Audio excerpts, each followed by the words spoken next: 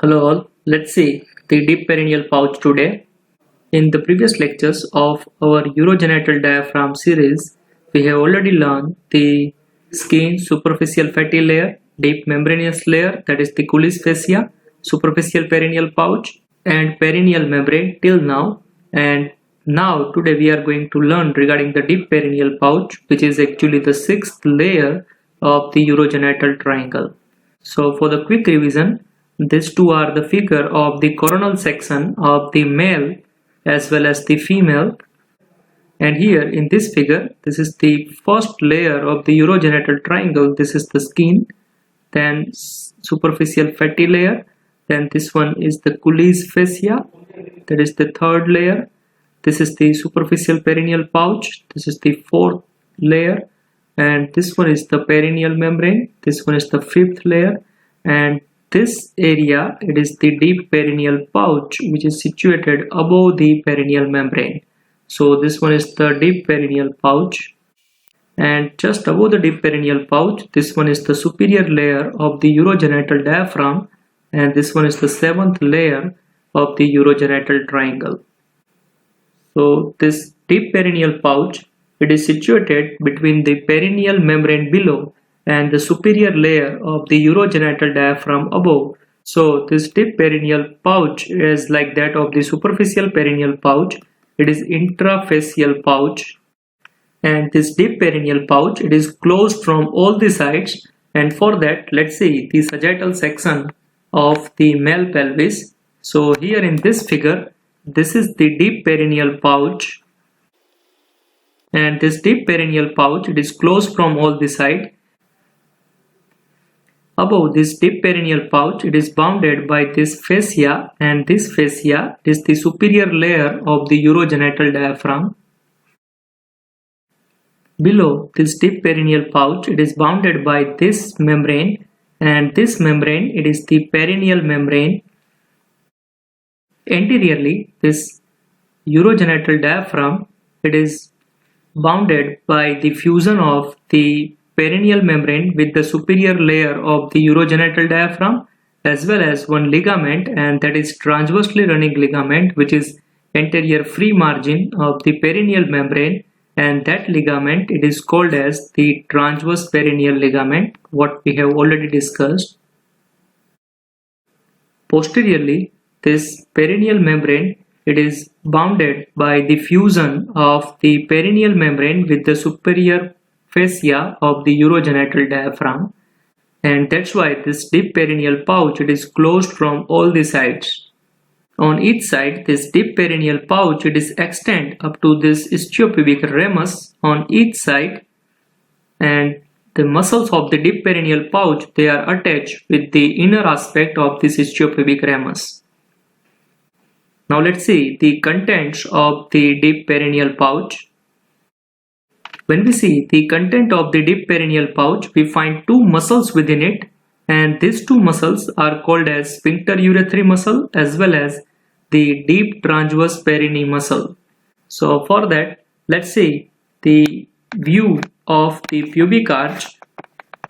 So here in this figure, this is the view of the bony pelvis from the pelvic outlet side, and in the male, within the midline, there is one urethral opening is present, and this urethral opening, it is present around 3 to 4 centimeter behind the transverse perineal ligament. And within this deep perineal pouch, sphincter urethrae muscle, it has two type of the fibers. One is the superficial fibers, and the superficial fibers, they are going to arise from the transverse perineal ligament as well as from the inner side of the istiopubic ramus. And the superficial fibers of the sphincter urethrae, they passes backward around the urethra, and these fibers, they are going to attach with the perineal body. While the deep fibers, we are going to draw them in purple color, and the deep fibers of this sphincter urethrae, they are arising from the inner aspect of the istiopubic ramus, and they are passes horizontally, and these fibers, they are going to blend with each other and going to wrap around the urethra, and making the compressor urethra muscle.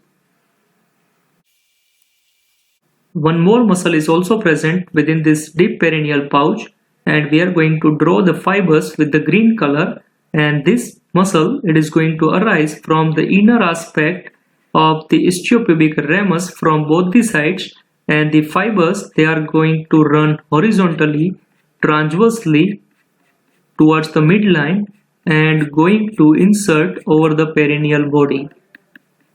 And this muscle, it is called as the transverse perineal muscle, but it is present deeply in the deep perineal pouch. That's why it is called as deep transverse perineal muscle.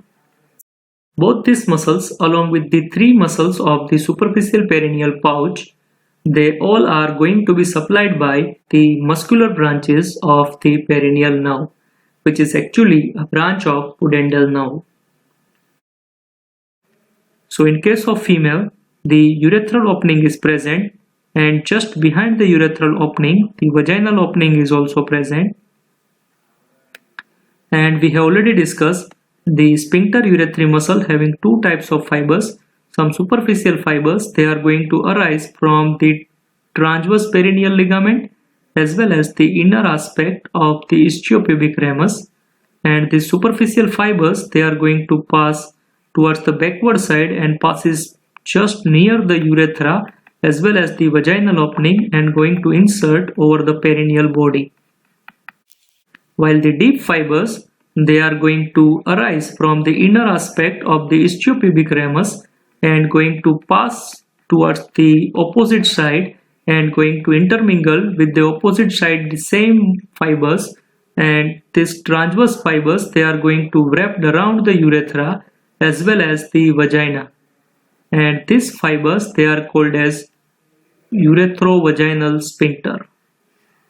And like that of the male, the deep transverse perineal muscles, they are going to arise from the inner aspect of the istiopubic ramus, and these fibers are passing horizontally, transversely and going to insert over the perineal body. And the sphincter urethrae muscle, in case of male and female, they are going to form the external urethral sphincter.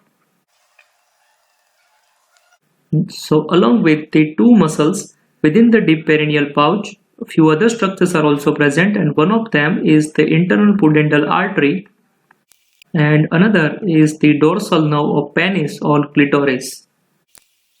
We have already discussed these structures in our previous lecture. For the quick revision, let's see one image for that. So here in this figure, we can see this is the internal pudendal artery, and this internal pudendal artery which enters into the pudendal canal, and through the pudendal canal it enters into the deep perineal pouch. Here this area, it is the area of the deep perineal pouch, and within the deep perineal pouch, this internal pudendal artery is going to divide into three branches. One is the dorsal artery of the penis or clitoris, one is the deep artery of the penis or clitoris, and the artery to the bulb of the penis or to the vestibule. Along with the internal pudendal artery, one nerve is also present within this deep perineal pouch, and this nerve is the dorsal nerve of the penis or clitoris, and this dorsal nerve of the penis and the clitoris, it is the branch of the pudendal nerve which is given within the pudendal canal. And within the pudendal canal, this pudendal nerve which is going to divide into two branches, one is the dorsal nerve of the clitoris or penis and one is the perineal nerve, and that's why the dorsal nerve of the penis and clitoris, it is the content of the deep perineal pouch, not the pudendal nerve.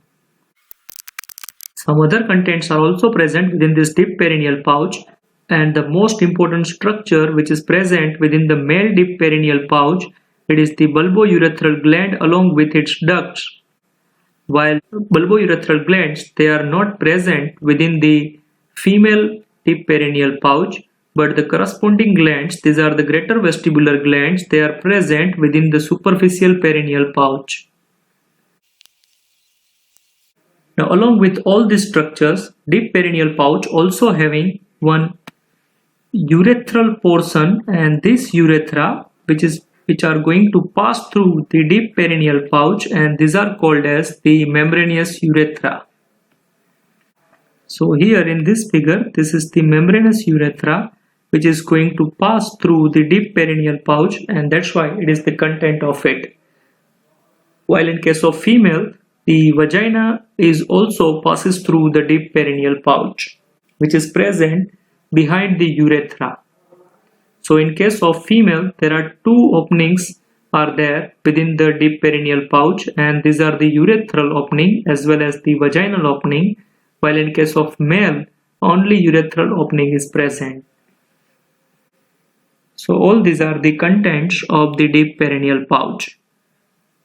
So for the quick revision, you can pause this slide and revise the deep perineal pouch contents. So this is all about the deep perineal pouch.